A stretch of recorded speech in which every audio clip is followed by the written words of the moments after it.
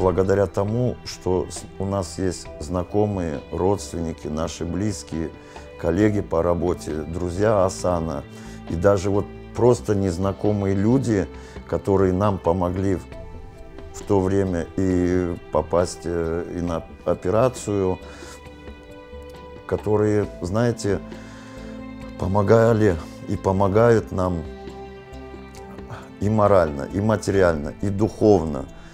И когда вот ты с ними, знаете, у тебя начинает зарождаться вот та уверенность, что мы победим эту болезнь. У нас были помощники из Турции, из Соединенных Штатов Америки, из Украины, из России, из Крыма.